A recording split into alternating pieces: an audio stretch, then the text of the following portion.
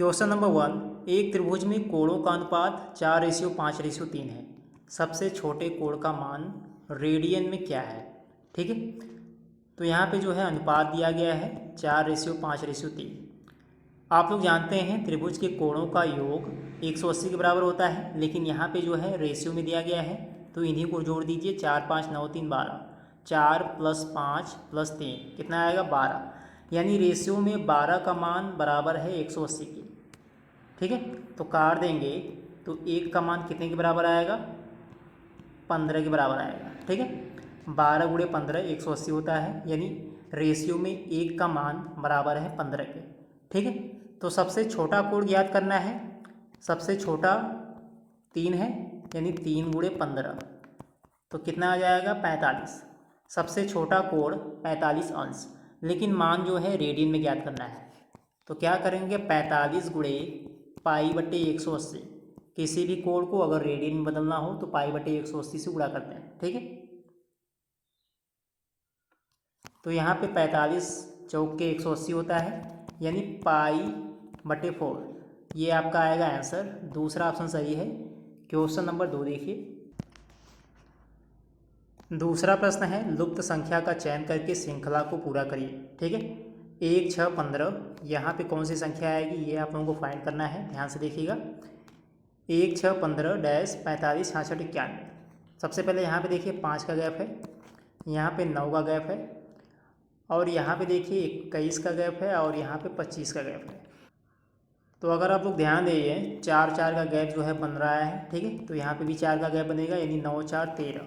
तो 15 में 13 जोड़ देंगे तो क्या आएगा आपका? 28। ठीक है, यानी यहाँ पे आएगा आपका 28। तीसरा ऑप्शन सही है। Question number 3। तीसरा प्रश्न है, एक विद्यार्थी को किसी संख्या का 3/2 भाग निकालने को कहा गया। एक विद्यार्थी को किसी संख्या का 3/2 भाग निकालने को कहा गया। उसने उस संख्या को 3/2 से भाग कर दिया। इससे परिणाम सही उत्तर से 10 कम था। वह संख्या कितनी है? मान लीजिए वो संख्या जो है x है। अब उसे कहा गया था कि संख्या का 3/2 निकाले। ठीक है, यानी x का 3/2 कितना होगा?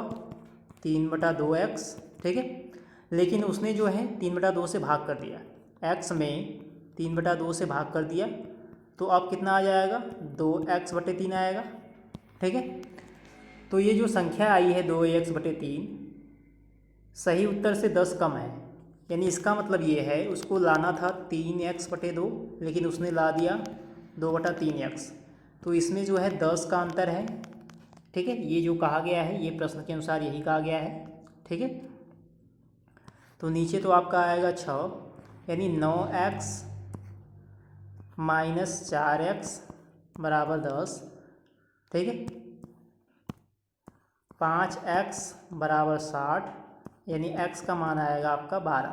ठीक है, x का मान 12 आ गया, यानी वह संख्या क्या है? 12। चौथा प्रश्न देखिए। चौथा प्रश्न है, एक पपीते का वजन 3 किलोग्राम है।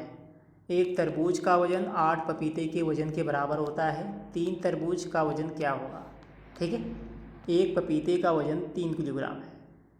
ठीक है, और एक तरबूज का वजन 8 पपीते के बराबर है। एक तरबूज बराबर 8 पपीते के वजन के बराबर है। ठीक है, तो 3 तरबूज है, यानी 3 × 8 24 पपीते के वजन के बराबर है।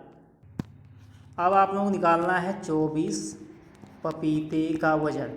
ठीक है, इसका वजन निकालना है। तो एक पपीते का वजन दिया गया है 3 है, तो 24 × 3 यानी 72 किलोग्राम। ठीक है, 24 पपीते का वजन 72 किलोग्राम। पाँचवा प्रश्न देखिए। पाँचवा प्रश्न है, चक्रीय चतुर्भुज के विपरीत कोणों का योग। चक्रीय चतुर्भुज के विपरीत कोणों का योग 180 होता है, याद रखिएगा। Question number 6। कक्षा में विद्यार्थियों के 60, 96, 28, 35, 10, 40, 9, 85 और 85 के रूप में दिए गए अंकों का परिसर ज्ञात कीजिए। अंकों का परिसर कैसे निकालते हैं? तो सबसे पहले वो संख्या लिखेंगे जो सबसे बड़ी संख्या होगी। ठीक है, सबसे बड़ी संख्या में से सबसे छोटी संख्या जो है घटा देंगे, ठीक है। तो ये निकल जाएगा आपका परिसर। परिसर बराबर सबसे बड़ी संख्या माइनस सबसे छोटी संख्या।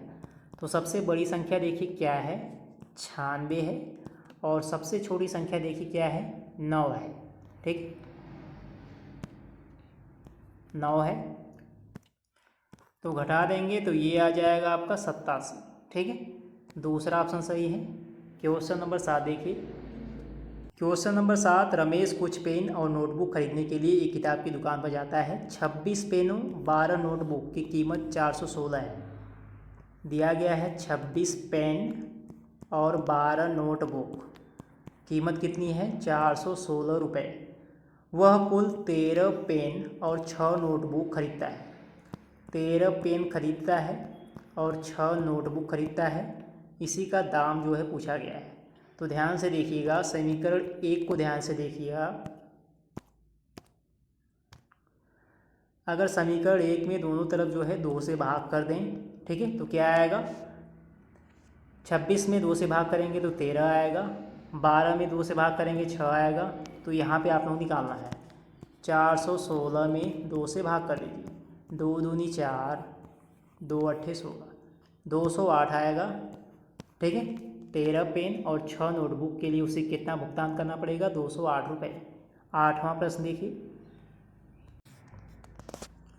8वां प्रश्न है, इसमें 2 कथन दिए गए हैं। पहला कथन देखिए, कथन ए है, एक अभाज्य संख्या है क्योंकि यह केवल स्वयं से विभाज्य है। तो आप लोगों को पता होगा कि एक जो है अभाज्य संख्या नहीं होती है, ये होती है गैर अभाज्य संख्या, ठीक है।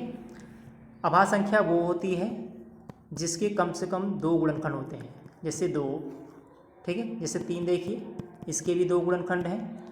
तो ये सभी क्या है, अभाज्य संख्या है। लेकिन एक जो है अभाज्य संख्या नहीं है क्योंकि इसका केवल एक ही गुणनखंड है, तो इसे बोलते हैं गैर अभाज्य संख्या।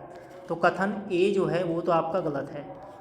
कथन बी देखिए, 22/7 एक धनात्मक संख्या है। 22/7 अगर 22 में 3 से भाग करेंगे, अगर 22/7 इसका मान निकालेंगे 3.14, तो पॉजिटिव है यानी धनात्मक है। तो कथन बी तो आपका सही है, ठीक है, यानी कथन बी सही है, ए गलत है, दूसरा ऑप्शन आपका सही है, ठीक है।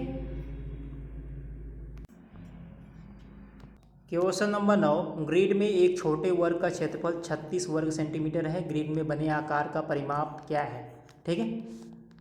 अब इसमें देखिए आकार बना हुआ है, उसी का परिमाप पूछा गया है। सबसे पहले एक छोटे वर्ग का क्षेत्रफल दिया गया है 36 सेंटीमीटर, ठीक है, यानी एक छोटे वर्ग का क्षेत्रफल 36 सेंटीमीटर है। तो भुजा आप लोग निकाल सकते हैं। वर्ग की भुजा कैसे निकालेंगे, आप लोग जानते हैं वर्ग का क्षेत्रफल क्या होता है, भुजा का स्क्वायर।